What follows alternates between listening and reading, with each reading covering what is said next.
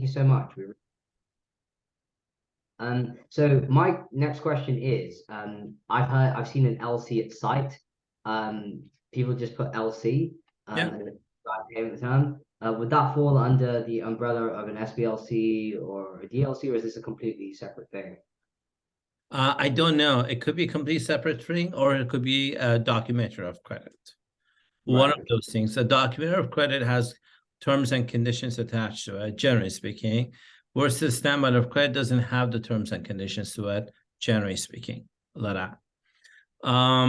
So if you call me and ask me, hey, Taimour, do you want a standby of credit, document of credit, anything else says standby of credit? Most of my competitors, I would assume, would say the exact same thing. If you ask me to monetize a documentary of credit, I can help you with that. If you ask me to monetize a standby of credit, I can help you with that too. No problem. But you prefer standby ones because they're I prefer standby ones for sure. Good. So you're the one receiving the standby, right? Am I correct to say that? Yeah, that's right. And what's the smallest amount face value, and what's the largest amount face value? We're looking to do quite large quantities. So I think one of the transactions would be, well, for sugar, it would be 12,500 metric tons, maybe for the first month, multiplied by $300, which would be 18 million. 3.75 million for the first month. But after that, it's a monthly contract, so there's another 3 months. So total value is, I believe, times 4. Would the letter of credit be for the whole thing then? Yeah, I believe so. Yeah, so it'll be for 15 million. Right, and then we have another. We're doing a scrap deal, and that'll be for 1,000 metric tons. So that's 1,000 times, let's just say, about 6.5 million, for the scrap deal that we're looking to. So we're talking the 5 to 20 million ballpark. Got it. So if I were you, I would look at. So let me tell you a little bit about the monetizer, the guy who you're looking for the cash from. Actually, sorry, can I tell you a story? I'd rather tell you a story. Can I tell you a story instead? Yeah, go for it. This is a true story. There is a billionaire in Toronto, and about 3 years ago, when Donald Trump was in power, in March of that year, oil prices had hit a negative territory. And oil prices don't hit negative territories every day. Like, it's like very rarely does this happen. So this guy's a billionaire. He decided to take advantage of the market situation, and he has the money to do that, so why wouldn't he do that? And what he needed was something called a storage tanker for the oil.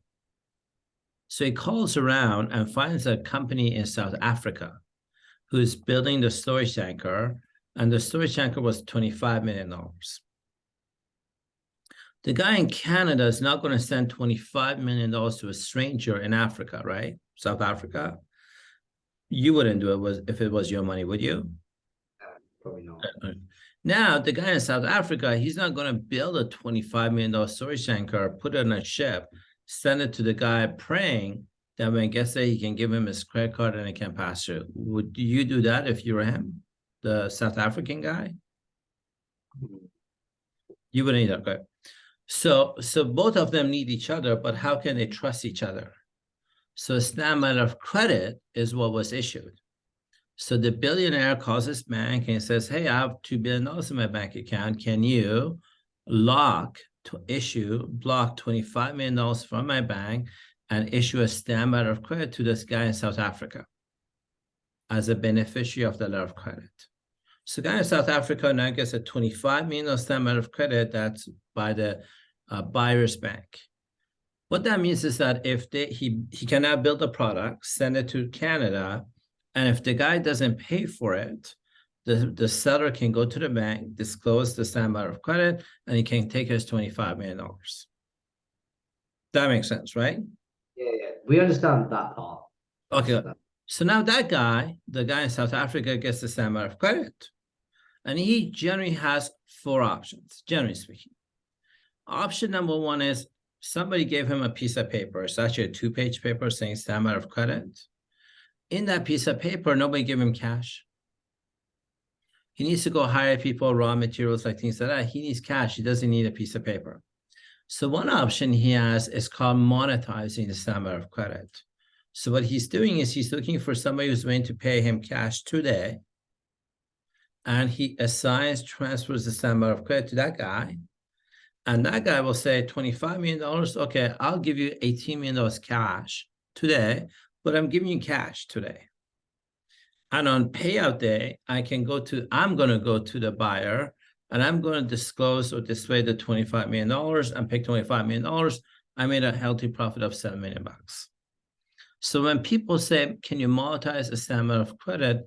Generally speaking, what they mean is, I'm going to give you a letter of credit and I want to sell it to you at a discounted price. Now, in your case, I don't know about your fees or your costs or things like that, but in an example I gave you, the guy in South Africa has to make a business decision. Can I afford to make the product for $18 million and still make a profit out of it? Because that's what the guy who's cashing me out is paying me for. So that's option one. Option two. Option two is the guy in South Africa doesn't need money. He's got his labor, he's got his raw materials, he can put it together. So he goes, I don't need money for this. Why don't I lease it? So he will ask for a stamp letter of credit from the guy in Canada, but he will say, I want the stamp letter of credit to be transferable. So one of the things that gives a value to a stamp letter of credit is how is the languaging? Is it transferable? Is it cashback or is it asset back? So this cashback is worth a lot more compared to assets. Because if the buyer defaults, how are you going to go and pick assets? Like, where are the assets? Is the issuing bank? What's the face value? Like the languaging of the SBLC, the issuing bank and the issuing city makes a difference on the price of the instrument. So option two, this guy has is to lease it and make some money on it. And then he goes and gives a storage tanker, picks up his $25 million cash, and then returns the stamp of credit, and that's the end of that. Option three. Option three, a lot of entrepreneurs do this, is they'll say, okay, I got a stamp of credit for $25 million, but I need money because I need to hire people, raw materials. So what they do is they walk into their bank. Now, sounds to me you guys are in the UK, am I correct? Yeah, that's right. Awesome. So if you walk into Barclays or HSBC, you go into the commercial division, you open up an account, you can give them your stamp of credit. And they will give you a loan at 4 times the face value of the instrument. So if you had an example that I'm giving you, if you had a $25 million stamp of credit, if the South African guy goes to London, opens up an account at HSBC, the name of the guy is Todd, by the way, commercial accounts, you deposit the stamp of credit, and the South African guy, in the example I'm giving you, would get a loan. It's a loan. He has to pay it back for $100 million. Sorry, it's not a loan. It's a line of credit. I apologize. It's a line of credit. So anything that he draws down is what he has to pay out. For a lot of import-exporters, that makes a sense. So that's option two. So option three. Option one was sell it at a discount. Option two is lease it and make money. Option three is get a loan. Now comes the fourth option. I don't know how much you know about the fourth option, how much you've heard about the fourth option, but the fourth option is saying, hey, we're going to put this in a trade. It's something called private placement program trade. So basically what it is I'm going to take the stamp out of credit. I'm going to put it into trade. I'm going to make some money out of it. And generally speaking, not always, they will say, okay, so on $25 million, I'm going to put in a private placement program. Do you know anything about private placement programs and how it works? No idea. Okay.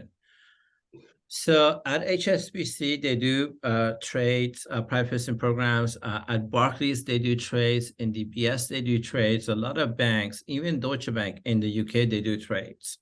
Basically, it's a trader. They work for the bank, right?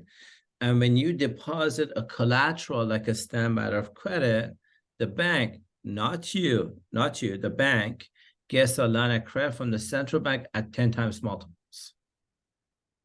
So the trader will take the $25 million standby of credit from the South African guy as collateral. He goes to his bank at HSBC. The trader that works for HSBC gets a $250 million line of credit. It's a 10 times multiple. He uses $250 million to go and buy medium-term notes and does exactly what you do. Buys medium-term notes from one market, sells it in a different market. But he's not buying and selling sugar like you are. He's buying and selling standby letters of credit or medium-term notes or things like that. What he has that you don't have is a bank license. So when they get a $25 million standby of credit, they automatically get an uplift of 10 times multiples.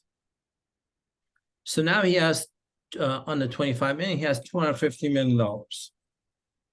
So then what he's going to do is he's going to go and buy, let's say, $250 million of medium-term notes.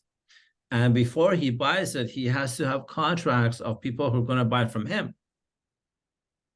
Because the banks run this religion, you may have heard of it called "We Don't Lose Money."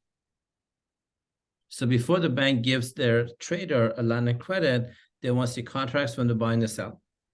It's called a private placement program trade. That's what they're called. You can look up to it. I've got a couple of videos on private placement programs and how they work. But you deposit the trade, the South African guy deposits $25 million.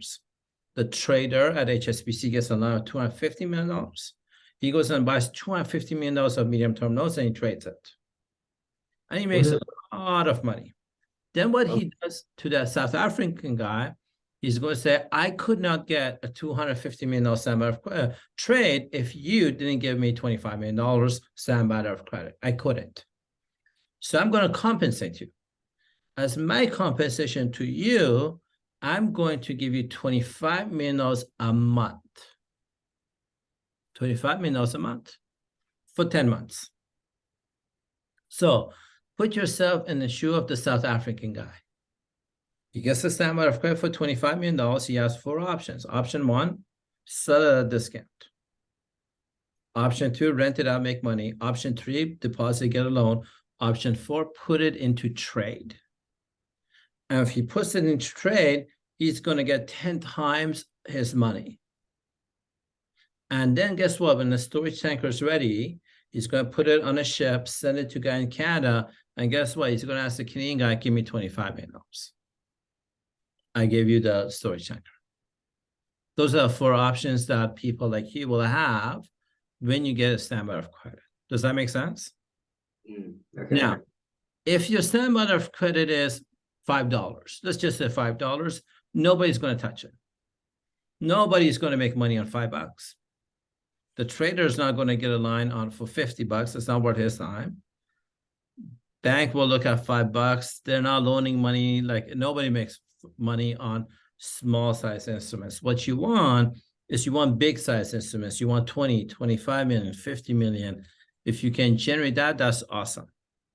The second thing you want when you're talking to your customers is you want to say the value of the standby of credit is what is the credit rating of the issuing bank?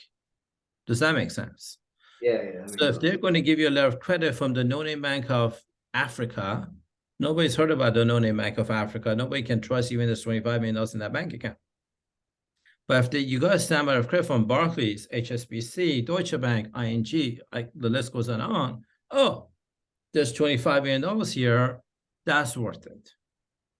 The second thing you're looking for is languaging. You want to make sure it's cash back. You want to make sure it's divisible, irrevocable, and transferable. So if you ask me, what would I do if I were you? I would ask for a standby of credit, not documentary of credit. I would negotiate the hell for standby of credit, even if the purchaser wants to push documentary of credit. I would say, what can I do for it to be a standby instead of a documentary of credit? Why? Because you get so many options that a documentary of credit doesn't give you. You get lots of options with standby if you can pull it off. When you get a standby, I want it from the top 20 banks. I want it to be cash back, divisible, transferable, and irrevocable.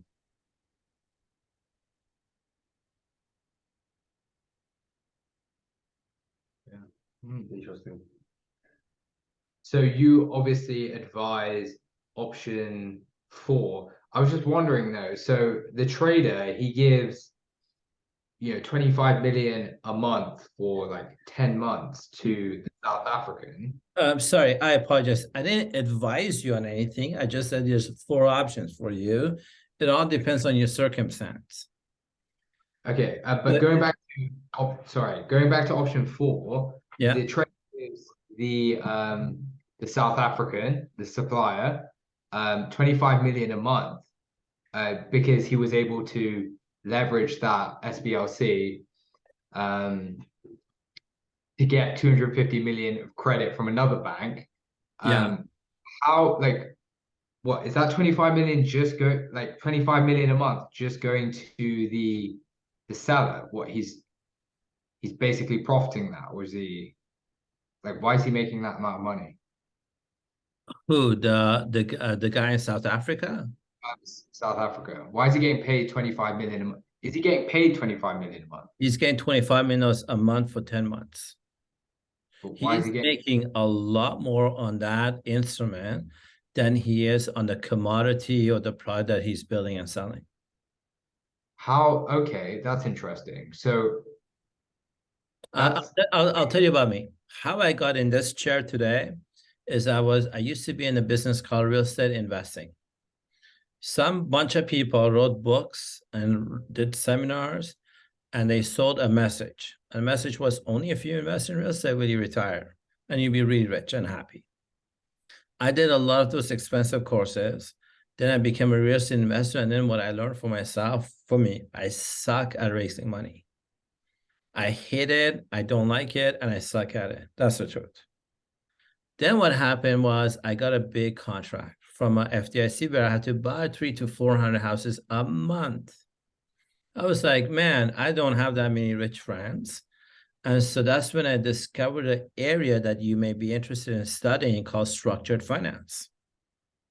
Structured finance is all about a company like yours. What are the assets it has? It could have receivables. That's an asset. It could have cash. That's an asset. It has sugar. Those are all assets. How can you use these assets to create credit facilities for yourself? That's called structured finance. Private placement programs was invented in the UK in World War II. End of World War II. Your government, end of World War II. So this is like 69 years ago.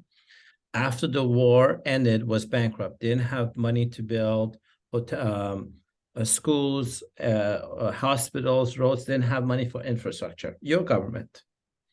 So what they did was they got bankers together and they said, how do we print money out of thin air?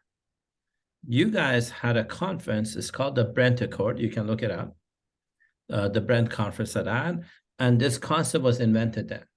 I've done a couple of videos on private placement programs. I can go into a lot of details on it. If you like, I'm happy to do it here for you. You can also watch my videos. But basically, end of the day, there's a trader. He works for a bank. He or she works for a bank. And they get a contract to buy medium.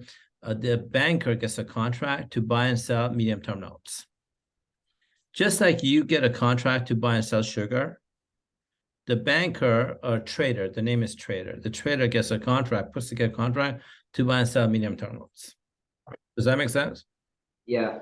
Okay. Now, here's the difference. It is illegal for your bank, I don't care who you bank with, it is illegal for your bank to use its own assets to create a credit line for itself. Allow me to repeat. It is illegal for your bank to use its own assets to create a credit line for itself. Otherwise, all the banks would do it. It's just illegal. By law, your bank needs outside money. Can't be their own money, can't be their assets. It needs somebody else's assets so that when they get that asset, they can get an uplift of 10 times multiples. Now, if you get a $2 million letter of credit, how much money can you make with it? I don't know. I promise you, if you had a $200 million contract, you will make a lot more money than $2 million. Guess what? That bank can do, you cannot.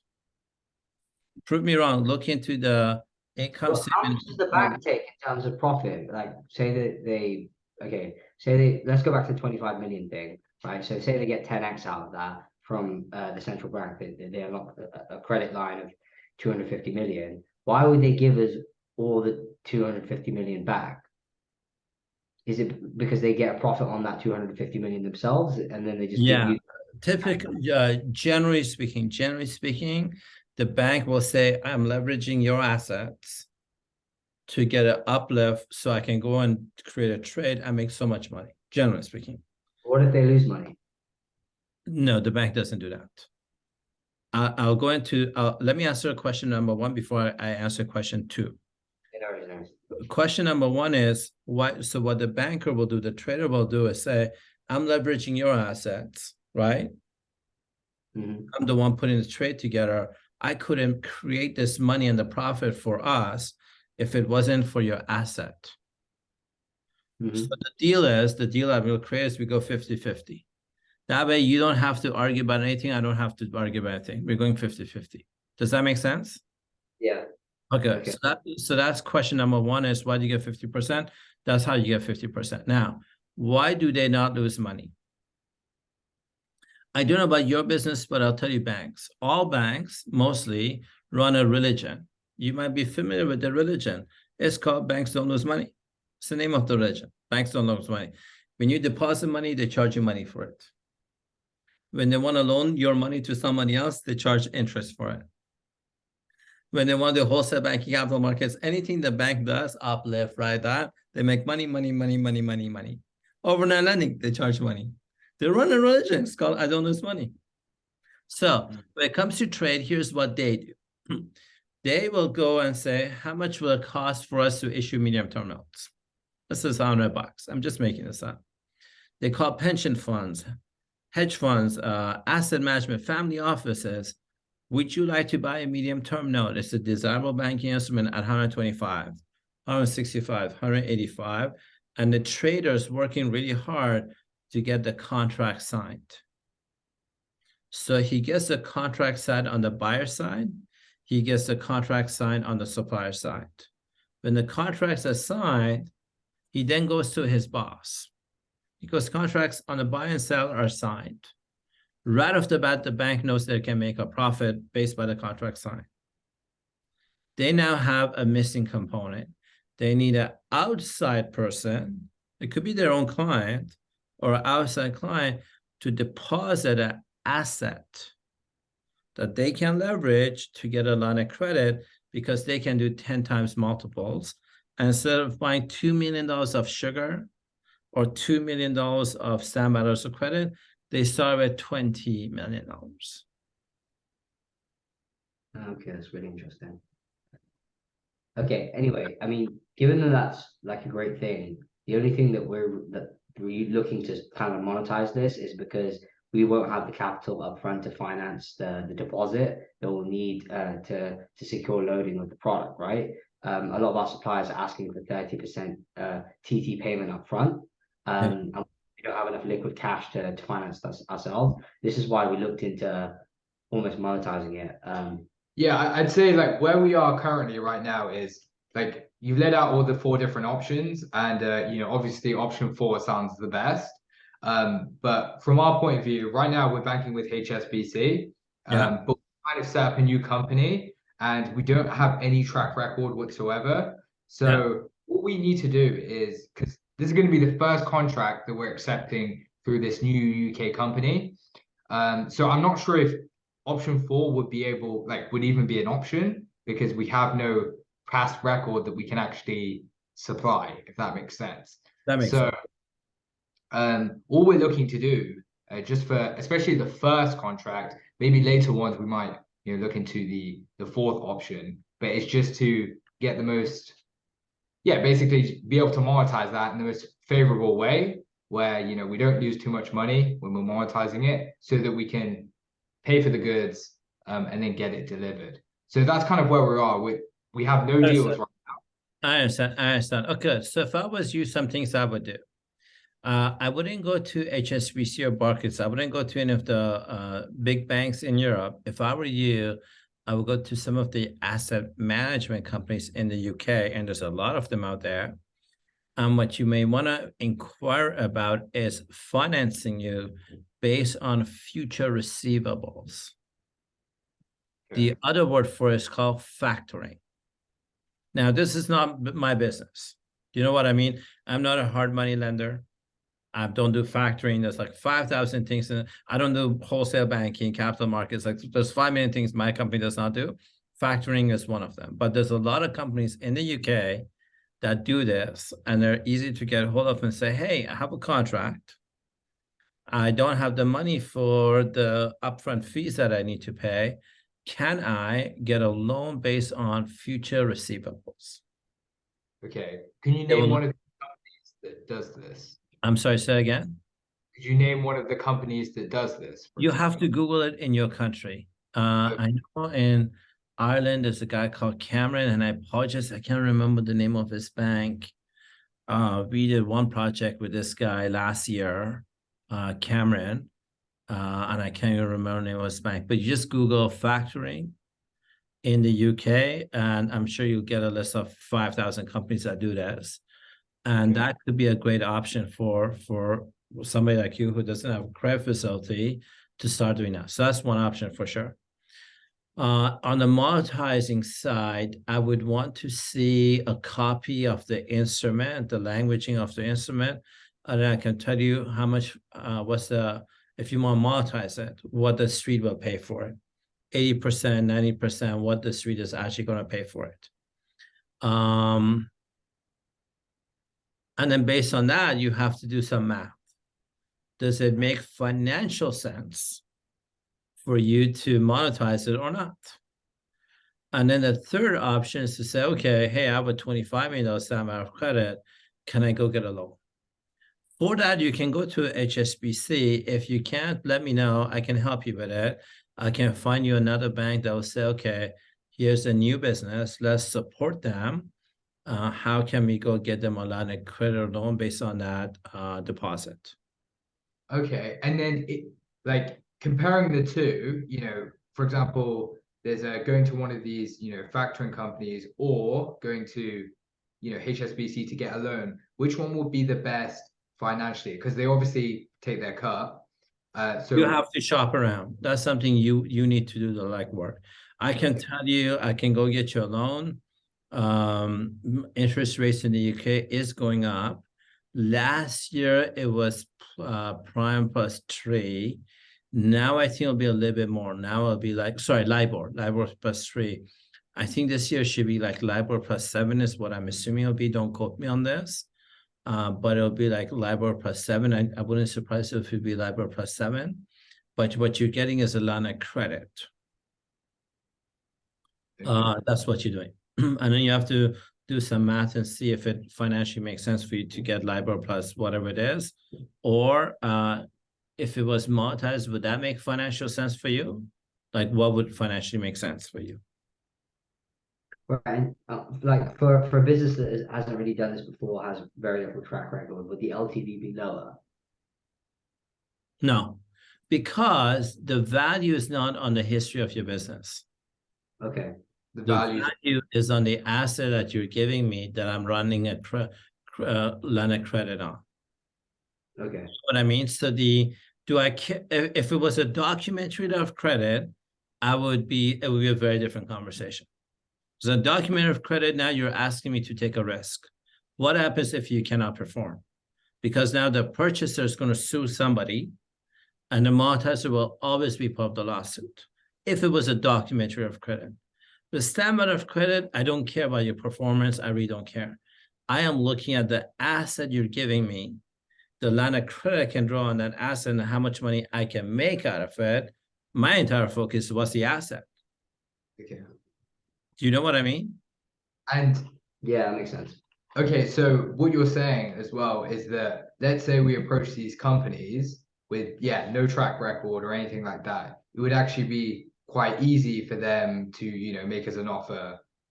Like there wouldn't be a lot of looking into our company, assessing how we can do that because it's based on the asset, isn't it? Based on the SBLC. You got it. You got it. Okay. Fine. So we can just walk into a bunch of companies and they will just happily monetize it. Right.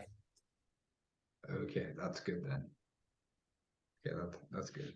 And then how quickly would they be able to get the LC monetized? Because we'll only have so much time before we'll need to. Yeah, it's usually within 7 to 10 banking days after they verify the instrument is real. Okay. Okay. So let's say you say you're going to send me a sample of credit. Okay, wait. I don't know whether what you're going to send me is fraudulent or not. I don't know that. You said it's going to be a sample of credit. How would I know it's not a document of credit? So after you send me whatever you said you're going to send me, I need to verify it. Did I receive it? Is this true? The verification process with the top 20 banks in the world, generally speaking, is 3 banking days. That's generally speaking. You can't push Barclays or HSBC to move fast. It's 3 days. So it takes 3 days for the banker to say I received and it's real, or I received and it's not real. Yeah. If the guy says it's received it, then the bank needs to draw a line of credit on it, draw on it like that. That by itself takes 7 to 10 banking days. So if you calculated 15 banking days, that's a good amount of time to say you're going to get paid. Yeah, because ideally, when we get a letter of credit issued, we're probably going to be fleeing to a lot of these companies, and then we're gonna, because like we'll need to get the funds like as soon as possible to pay the supplier. Right. But okay, that makes sense then. Okay, and actually, to this, do you have questions? I mean, I'm just curious about say if you monetize it yourself, right? And but where are the funds coming from? Like who's liquid for that amount? Like, is it just For the someone that you? SBLC? Yeah, like who? So imagine, I'll go back to the South African story because stories make sense. So if the South African guy goes to HSBC and says, I'm going to deposit this, I'm going to give this standard of credit to you, give me a loan, then the money is coming from HSBC. If the South African guy goes and finds a trader, somebody's going to go draw a trade out of it. If the trader is doing the trade out of Deutsche Bank, then the money is coming from Deutsche Bank.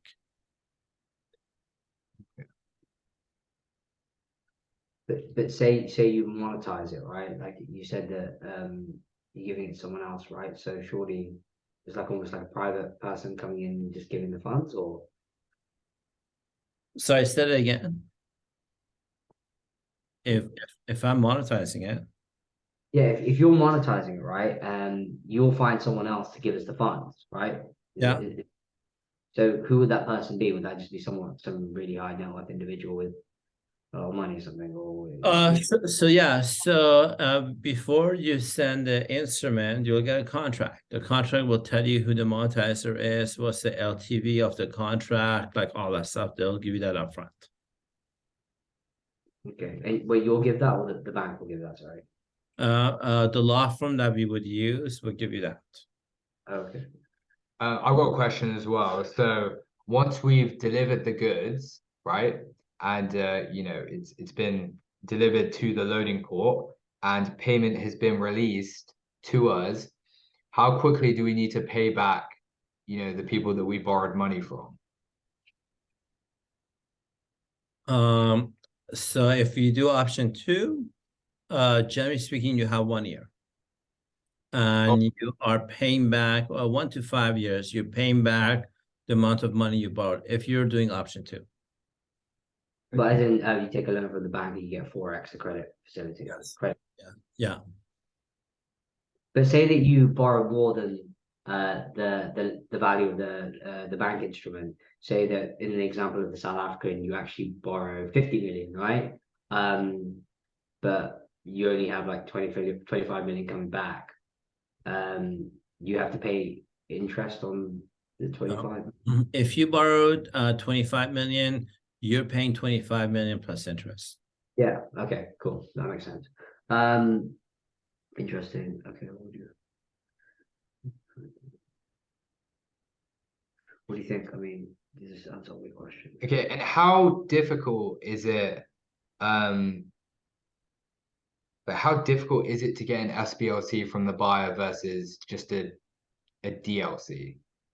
I don't know who your buyers are, so I can't answer that question for you. That'd be like, how difficult is it for me to go on a date with a woman tonight? I don't know. Tell me the woman. Sorry, couldn't help you with that one. Would there be certain things that we could do though that would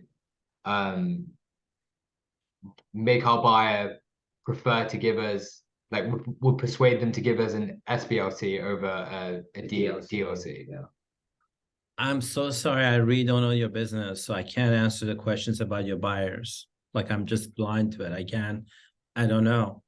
Have you monetized letters of credit for other people in businesses like ours who are in international trade, who do commodities? I right now I have two commodity players, one out of New York, one out of Canada, and both of them are doing option 4 and option. Both of them are doing some version of option 4. Do you think we should, because obviously, you've simplified a lot of this, but, option 4 does seem like the most favorable. Now, we are just starting off. Do you think that's something that we should be doing? Option 4, just straight off the get-go?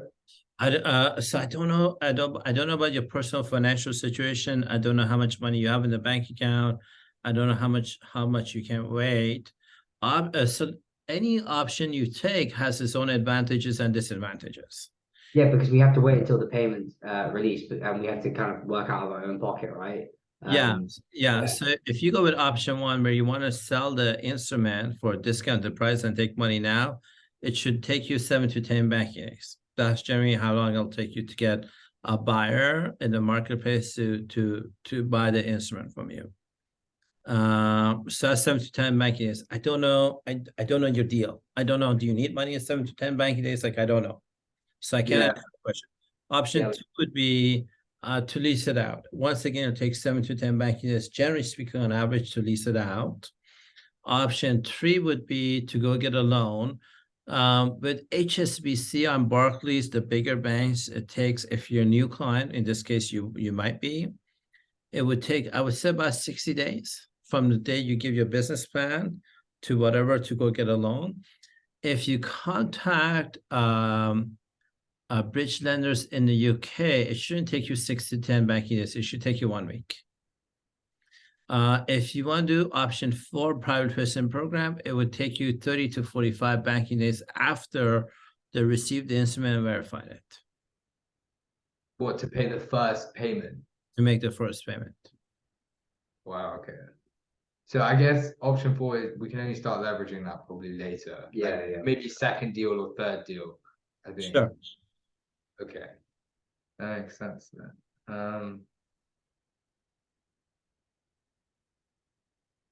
Okay. And are there any specific other documents that we need to provide when we're trying to get when we're trying to monetize an SBLC? Yeah, what do you need? Yeah, so think from the place of your customer. Think from the place of the guy you're getting the check from.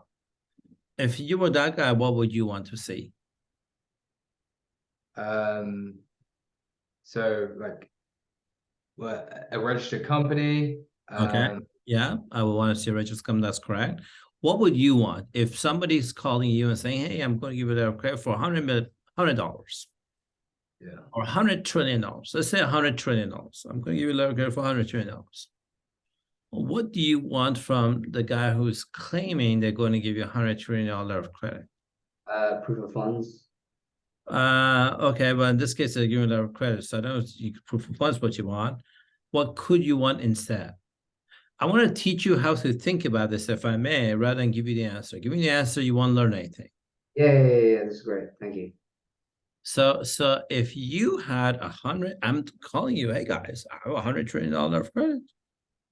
What do you want from me? There's some things you should want from me. If we had $100 million. No. So a client's giving us a letter of credit for $100 trillion. Okay. So registered company, KYC documents. Perfect. Good one. That's a good one. Okay, good. Yeah, I want that. Yeah. What else would I want to have?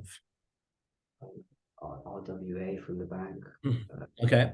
Yes, for sure. If the instrument has not been issued, I probably want to see an RWA from the banking officer that's going to issue it. So what you do is you tell your client, I want an RWA, ready, winning, able, email from the banking officer that's going to send me the instrument. The client will call their bank. They'll call their bank. You cannot call their bank. You cannot call their bank because you're not the bank's client. Yeah, exactly. The client has to call their bank and say, I want an email that says you, Mr. Bank, are ready, willing, able to send the instrument. Banker sends the email. Right. People like me do is we call the bank. We call the employee directory, the general hotline. We say, can you introduce us to, can you, Mr. Reception, send me to John Smith? If the reception says we don't have a John Smith, then I know the email is fraudulent. Yeah. That's the end of the conversation. It's very easy. But if they forward the call to John Smith, I'll say, John Smith, did you send an email that says you're ready, willing to send a $20 million instrument? And John Smith will say, yes, I did.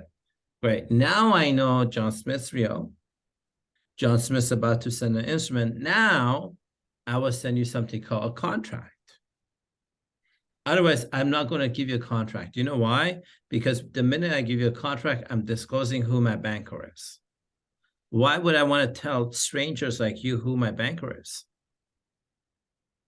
And then I have to disclose to you my bank account information. Why would I want to give strangers my bank account? I'm not stupid. I'm not going to give you my passport on the internet. I'm a banker. That doesn't work. So those are the things that I would do if I was the monetizer. I want to get an RWA email. I want to get your KYC, your CIS, all of that. Then I want to verify if the instrument is real. Then I'll give you a contract. The contract will say, once I receive the instrument, I will verify. It'll take me 3 days. And within 10 banking days, I'm going to pay you 80%, 90%, 70% LTV on the instrument. These are my closing procedures. You read the closing procedures. You talk to your banker or the client on the issuing process. We want to make sure they line up. We sign a contract. Then the instrument, the banker on the issuer side will send the instrument to the monetizer. The monetizer will verify the instrument's real. They'll cash out. Usually they pay this out to a lawyer. It's called paymaster. And then the paymaster will take their fee because lawyers don't work for free. You get the difference depositing your bank account that day. Generally speaking, that goes if the instrument's not being issued. If your client issues the instrument, then they would have to give you something called Euroclear report. Euroclear is the instrument has been issued, it's been registered, and anybody can go check Euroclear on to see the instrument's been issued. And then if I can check on Euroclear the instrument's been issued, I know it's real. If you do not give me a Euroclear report, now I don't know whether the instrument is real or not, because anything that can be digitalized can be manipulated. So it could be a fraudulent SBLC. I want to see a Euroclear report. So you tell your client, if you're going to issue a SBLC, when you issue it, give me a Euroclear report with it. Right. And is this something that you can check online? Yeah. The monetizer can go online and check the Euroclear report, but you have to give the Euroclear report with the SBLC. Can the beneficiary check if the SBLC is real as well on this Euroclear website? If you have a Euroclear account, the answer is yes. Right. Okay, that's quite interesting. Is Euroclear linked to Swift or something? Yes. Do you guys have? I'm assuming you guys have cars. No, I don't drive. I don't have a car. I don't have a car. Yeah. Okay. Well, if you do know somebody who has a car and look at the dashboard of the car, you see something called VIN number, which is the serial number of the car. So if you go to the manufacturer and give them the VIN number, they'll tell you it's a 4-door car, it's a 2-door car, it has air conditioning, the roof comes up, all the details of the car, what color it is, all that stuff. Same thing with an instrument. When somebody gives you a documentary of credit, stamp letter of credit, there's usually a serial number that goes with that letter of credit. Has to. Okay. So where do you go to check it out? You go to Euroclear. Okay. I've got a question as well, Taimour. what services do you offer? And what would you, what services do you offer that we could potentially use that could help us? Everything from soup to nuts. If you want SBLC issuer, we'll offer helping bring an issuer to the table. If you want monetizer, we'll bring the monetizer to the table. If you want to arrange a loan, any of those 4 options, we can do those 4 options. If you want a monetizer document of credit, we can do that. Private placement program, like things that is what we would do, is our core services. A lot of businesses will say, Taimour, we don't have your expertise, we don't have your banking relationships. Can we rent you guys for a month or 4 months or 5 months for you to be our CFO, the banking chief, let us, so you can drive these programs within our company. And they pay like a coaching consulting fee, and then we take on that role. So that's pretty much what we do.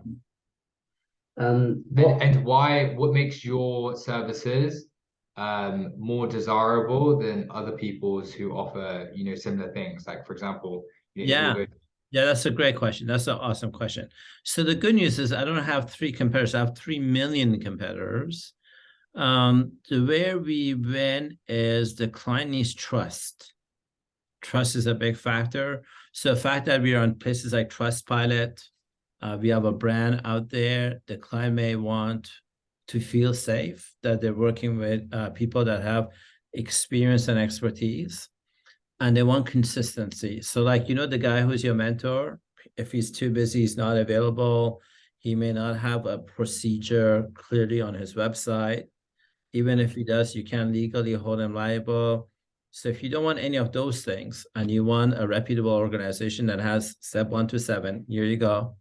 And you log in next to it's the same steps, it doesn't change. Like we have a relationship with the top 30 banks in the world. You can see it on our website. In some of our YouTube videos, you'll see me interviewing the bank people at that.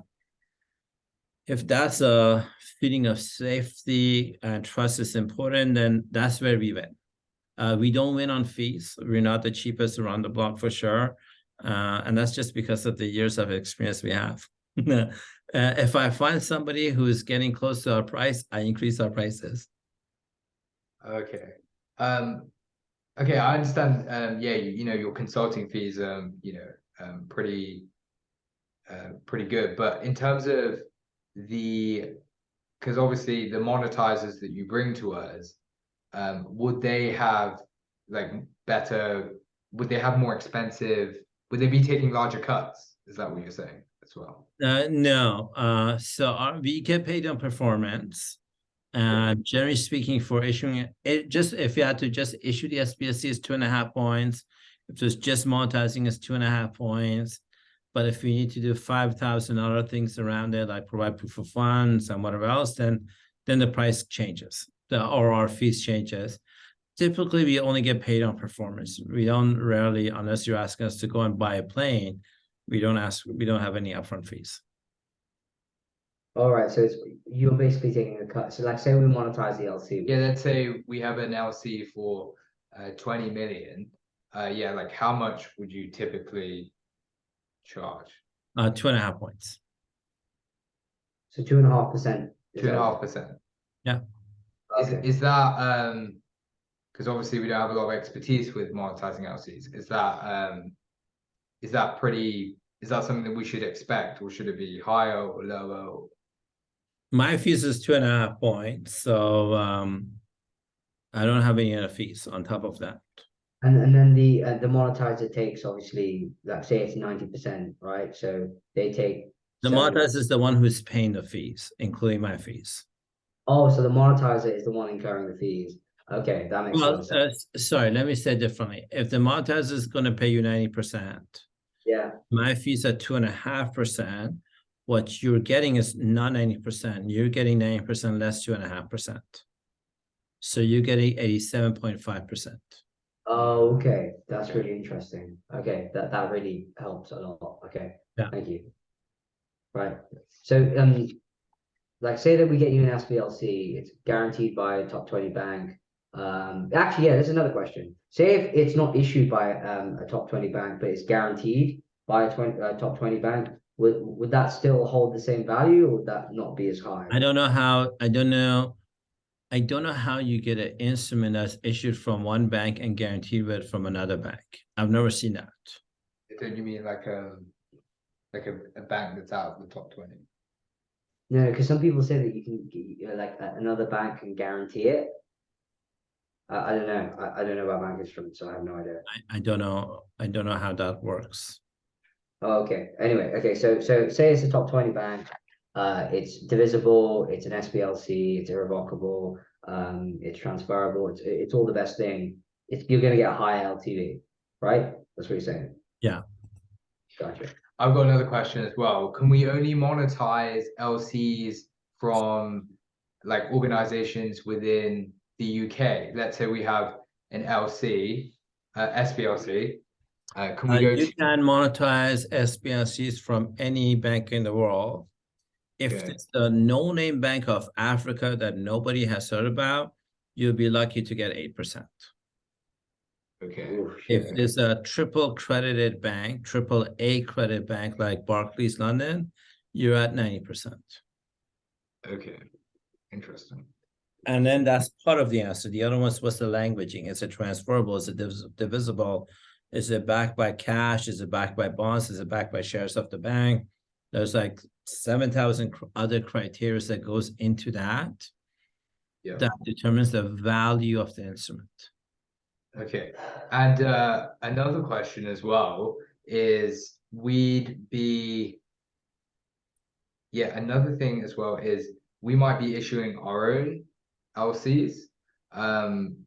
Now from like obviously you talked from the like kind of the supplier side, but the buyer side, not only would you like I'm thinking because sometimes we have a client, they'll give us an LC, and then we'll pay our suppliers, and then we'll have to like what will we have to do to be able to pay our suppliers with that LC? And let's say it's a transferable one or a divisible one. What steps will we have to undertake to get the LC from our hands into our suppliers' hands? And how would we devise it? And all that stuff? Can we just transfer it and get the bank off? Is this something our bank offers? Yeah, you want an LC that says transferable. Okay, and the divisible one as well. Let's say we have to pay 2 suppliers. How would that work? Would the bank officer again just split it for us and then just send? You need to get 2 different letters of credit from the issuer. One goes to supplier 1, one goes to supplier 2. Okay, so the buyer would need to give us 2 letters of credit. So say you get an LC, can you raise an LC off another LC? Yes. Okay. And how would one do that? So we just go to our bank again. So we have 1 more minute remaining. I don't know if I can answer all that in 1 more minute. How would you get a letter of credit over a letter of credit? Is that the question? Yeah, how would you raise a letter of credit against another letter of credit? I would call my bank. I will set up something called custodian banking account, a custodian account. And then I will tell them, a banker, I'm going to give you an asset. When I give you an asset and you verify the asset's real, what kind of a loan or a line of credit can you give me? You negotiate that with your banker. But you have to have something called custodian account with a bank that you have to set up with a bank. And the bank charges you something called banking fees because they have a religion called we don't lose money. Yeah, makes sense. Once you've negotiated that, set that up, then you go and tell whoever to give you an LC, give you a real estate, give you cash, give you whatever you want them to give you. Whatever the asset is, you deposit into the custodian account of the bank. You get your line of credit on top of the line of credit in example you gave me. Okay, sounds good. That's good. I think that last question is, how do we contact you further then if we have any? Yeah, so we can only do consultation calls. You can book me or anybody in my team on the online. That's not an issue at all. once we've completed a transaction, we refund 100% of the money that we've collected. The reason we do that is two reasons. One is we get a lot of people that are shopping around, they're not serious at that. When we charge a fee, it kills the junk leads out of the system. Second is that in the UK, we don't have any licenses on financial advice or securities. So if the UK securities ever calls us and says you're soliciting, we can say no. The client paid us money for expertise like they pay for a lawyer. Here. So I don't have to deal with solicitation issues at all. So that's why we charge people money, a little bit of money for the call. And when we commit a transaction, we refund it. And we refund a lot every month. A lot. That's good. That's good. Okay, well, I think that was pretty much all of our questions. So thanks a lot, Taimour. If you could please send us the recording through email, Yep. that'd be great. I will download the recording. Let me